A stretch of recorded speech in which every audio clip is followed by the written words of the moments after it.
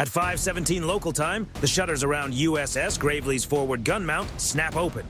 Steel vibrates. The deck trembles under every step. Then the call moves through the ship. Condition 3. All essential stations, manned and ready. Nobody asks for an explanation. They already understand. Something is approaching fast. Inside the Combat Information Center, 3 green contacts appear on the far western edge of the radar screen. They are grouped close together and picking up speed. The watch officer reads the picture aloud. 3 surface contacts, bearing 243, range 19 nautical miles, speed 28 knots and increasing. The captain never needs to raise his voice. Log everything. Hail once, then go active. A petty officer opens the channel.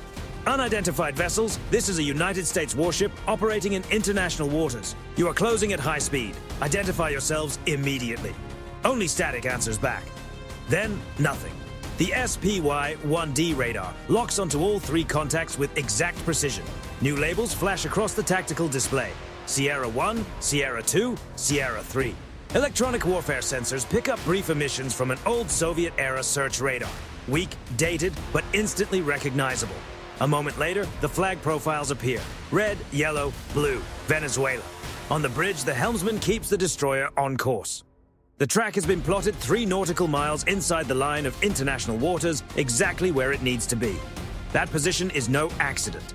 A move too far east or west could turn into a political advantage for Caracas. The tension in the air has nothing to do with the humidity. Everyone on watch remembers the briefing from 2 days earlier. Venezuelan state media had branded U.S. patrols as provocations. 4 days before that, U.S. Navy helicopters intercepted 2 cartel boats loaded with narcotics and small arms. One was destroyed after it ignored repeated warnings. Caracas promised there would be an answer. Now that answer is showing up on radar. 3 fast patrol boats are driving toward Gravely's beam. Bridge, CIC, range now 12 nautical miles. Copy, maintain posture, weapons tight, the captain replies. Below deck, sailors slam lockers shut and pull on helmets. In the forward magazine, loaders guide 5-inch rounds onto the shell hoists. CIWS crews run their checks, hydraulic systems whining, barrels catching the glow of red battle lighting. On deck, lookouts stare into a horizon still wrapped in pre-dawn mist. They cannot make out the vessels yet, only the evidence of them, thin white wakes slicing across the water. Inside CIC, the room is alive with electronics. Every tone, every flicker, every stream of data adds to the pressure. The Aegis combat system merges radar, sonar, and electronic intelligence into a single picture. The Venezuelan contacts are now within 10 nautical miles. Recommend designation of hostile intent, the operations officer says. Negative. Not yet, the captain answers. We project control, not panic. He turns to communications. Open channel 2 again, Spanish. Buques venezolanos, aquí buque de guerra de los Estados Unidos operando en aguas internacionales. Alteren su rumbo inmediatamente. Again, no reply. The Venezuelan boats are not simply ignoring the call. They are sending a message of their own. Contacts now 8 miles, the radar tech reports. Closest point of approach, 4.6 nautical miles in 6 minutes. The captain remains calm. Very well. Bridge, hold course. Engineering, full power on turbines. Flight deck, prep Romeo for launch. Aft on the flight deck, the MH-60R Seahawk crew moves with speed and discipline. Rotor blades unfold, chains hit the deck and fall away. Call sign Razor 21 powers up, engines rising to a scream against the sea wind. In the hangar bay, maintenance crews clear the tie-downs as the helicopter lifts into the gray Caribbean dawn. From above, Razor 21 spots them immediately. 3 low-fast shapes cutting long white trails across flat water. They are running light, moving hard, and holding formation. Then the pattern tightens. Through the Seahawk's infrared camera, figures can be seen shifting on deck. Razor 21 to Gravely. Visual confirmation. 3 patrol craft. Venezuelan flag visible. V-shaped formation. Speed steady at 28 knots. Copy 21. Keep eyes on. No weapons hot. Back on the bridge, binoculars finally catch the scene in full detail. Clean wakes, low hulls, sunlight flashing off antennas. The captain studies them for a moment, then says quietly, "They're not fishing, they're testing." The next order comes without drama but leaves no room for doubt. Show presence, hold fire, record everything. Morning light finally breaks over the horizon as 3 Venezuelan patrol boats race toward an American destroyer built for combat. At 5:19, MH-60R Razor 21 banks sharply left, its rotor blades tearing through the last of the early morning haze. Below, the sea takes on a pale gold glow in the first light of Sunday morning. 400 feet above it, the helicopter's sensor turret turns toward 3 lines of foam, cutting sharp white marks across the blue. The Venezuelan patrol boats are moving at maximum speed, engines pushing hard, dark wakes narrowing like spear points aimed at USS Gravely. Range 8 miles, closing fast, the sensor operator says. Copy, comes the reply from the destroyer's Combat Information Center.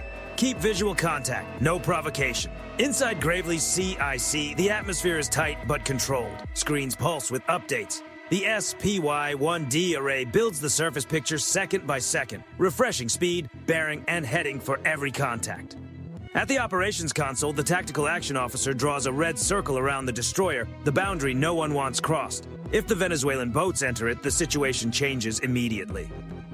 Contacts now inside 6 nautical miles. Closest point of approach, 4.3, and decreasing, the radar technician reports. The captain bends over the chart table. Engineering, keep turbines at full power. Helmsman, maintain course 215. We stay predictable. No sudden moves. That is what restraint looks like at sea. Deliberate, visible, disciplined. The message is control, not fear. Out on deck, it feels different. The sailors have trained for missile alerts, boarding operations, and direct engagements, but this is something else. The uneasy space in between, where one wrong movement can push everything too far. CIWS crews check hydraulic pressure again. The 20mm Vulcan barrels catch the light as the mounts turn slowly, just enough for the other side to notice. The 5-inch gun shifts a few degrees to starboard, its barrel lifting with smooth mechanical precision. Nothing aggressive, just a clear, unmistakable posture. Bridge to CIC, target bearing steady 243, range 5 nautical miles. Copy bridge, maintain posture, weapons tight. By now, every system on board is fully awake. SLQ-32 passive receivers hum quietly. Digital recorders capture every Venezuelan transmission, along with even the faintest pulse from their surface search radar. A low electronic ping repeats across the spectrum. Not fire control, not yet, but close enough to keep everyone focused. Then the communications officer breaks the silence. Venezuelan naval vessels. This is United States warship, gravely operating in international waters. You are closing at high speed. Alter course immediately. The warning carries over the open frequency, first in English, then in Spanish. A few seconds later, a crackling response comes back. United States warship, you are operating near Bolivarian security zone. Identify your mission. The captain answers in the same steady tone. We are conducting lawful patrol in international waters. Maintain safe separation. For one long moment, both sides stay on course. The distance keeps shrinking. 4 miles, then 3.8. From above, Razor 21's infrared camera captures the entire scene with striking clarity. A gray destroyer cutting eastward through open water, 3 smaller boats sliding into position along its starboard side. Their formation curves into a crescent just beyond effective gun range. CIC, they're matching speed, the Seahawk pilot reports. 20 knots now, holding parallel. Roger that, Razor 21. Continue observation, do not engage. On Gravely's bridge, no one speaks louder than necessary. The sounds are minimal. Ventilation hissing, electronics humming, the distant churn of propellers through the water. Through binoculars, the crews aboard the Venezuelan boats are now clearly visible, life vests, helmets, and camera lenses flashing in the Sunday light. They are filming. Everyone understands that. Contacts maintaining parallel course at 3.6 miles, the operations officer says. Possible intimidation maneuver? The captain doesn't hesitate. Let them film, we'll give them a good picture. He turns to the deck officer. Topside, set visible posture. I want everything clean and exactly by procedure. A chain of mechanical sounds follows. The phalanx mounts rotate back to a neutral angle. The 5-inch gun settles at 0 elevation. American flags snap hard in the wind, bright and impossible to miss. From a distance, it looks like readiness without aggression. Up close, it looks like patience made of steel. Then Razor 21 catches a change. The lead Venezuelan boat starts edging inward, narrowing the gap by another half mile. Lead contact closing. Range 3 nautical miles. CIC responds immediately. Bridge, recommend evasive 10-degree port turn to maintain separation. Negative, the captain says. We do not surrender our lane. Helm, 1-degree adjustment only. The destroyer shifts almost imperceptibly. At that speed, even a single degree widens her path by roughly 100 yards, enough to prevent contact, but not enough to look like retreat. For the next 90 seconds, the radio net goes nearly silent. Nothing but breathing, system calls, and radar updates every few moments. Gravely holds her course. The Venezuelan boats hang just off her starboard quarter, diesel engines pounding through the water like a low growl. At last, the pressure starts to ease.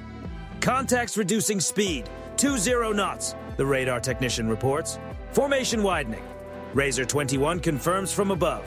They're pulling back, no visible weapons. The captain lets out a slow breath. Copy. Maintain surveillance until they're clear of 10 miles. On deck, sailors loosen their grip slightly, though no one leaves position. The phalanx barrels stop their slow rotation and come to rest in the Sunday light. Now the only thing still moving is the sea, vast, calm, and completely indifferent. Inside CIC, the captain speaks in a low voice, almost as if he is thinking out loud. They got close enough to make their point, and close enough for us to understand it. No one replies. No one has to. Every console is already recording the withdrawal. By 5:27, the encounter is over. No shots, no collision. Just a quiet contest of intent and restraint written across the Caribbean. At 5:34, the horizon turns orange as the Venezuelan patrol boats begin to break away. There is no final transmission, no formal sign-off, only the fading thrum of diesel engines disappearing into the swell. USS Gravely holds her course and speed, its wake cutting clean through the patch of ocean where the tension had just peaked. Inside the Combat Information Center, sailors keep their eyes on the screens as the contacts drift westward until the radar returns dissolve into background noise. Last contact lost. Range now 12 nautical miles and increasing, the tactical action officer says with a breath finally leaving his chest. Copy, the captain answers. Secure from condition 3. Maintain surface watch, log everything. The room does not exactly relax, it releases. Headsets come off, coffee cups return to waiting hands. Somewhere, someone says under their breath, close enough for one lifetime.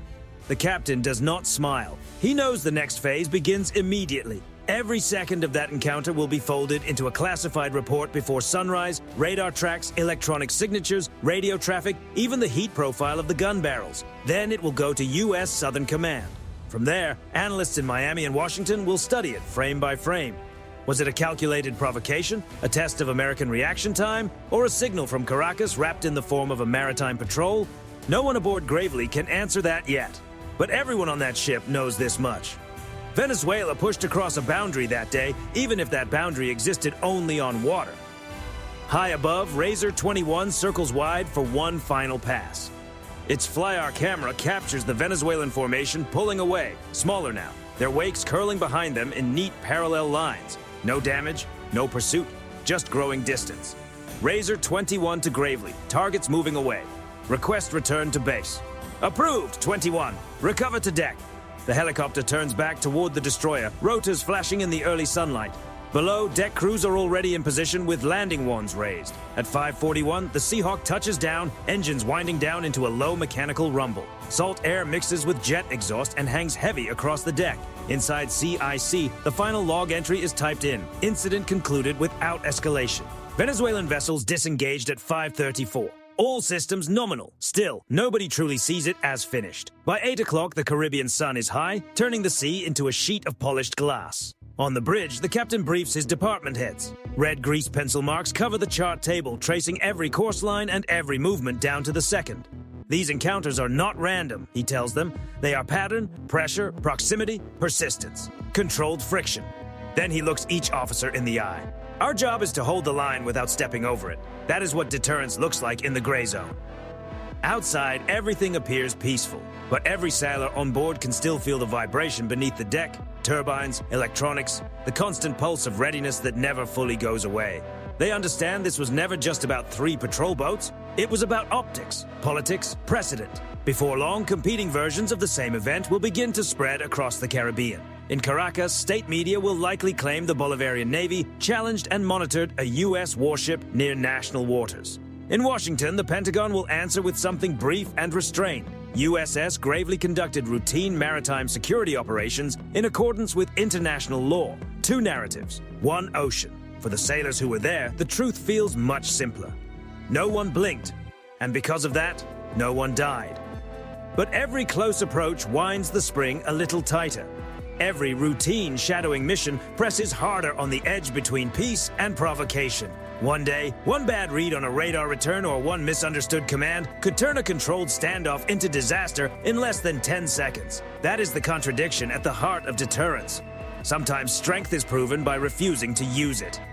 As the day continues, Gravely heads south into open water, her SPY-1D radar sweeping the horizon in silence. The crew slips back into rhythm, maintenance checks, wardroom coffee, routine radio traffic over calm seas.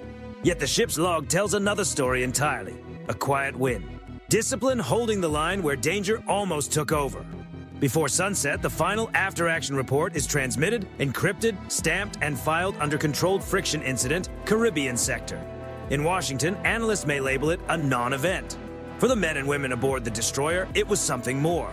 It was proof that professionalism still matters when politics turns dangerous. The final line of the day belongs to the captain. Standing at the bridge window, watching the endless blue, he says quietly to his XO, "They thought they could push us off the map. Instead, they learned exactly where the map ends." Then he turns back toward the horizon, his expression impossible to read. The Caribbean looks peaceful again. But out there, peace is often just the pause between storms. If you had command of Gravely that morning, what would your choice have been? Would you have stayed disciplined and held fire, or made a stronger show of force? Share your take below. Your view helps shape how these encounters are remembered. It also helps us keep bringing real maritime stories to light. Fair winds, sailors. And remember, sometimes the most powerful victory makes no sound at all.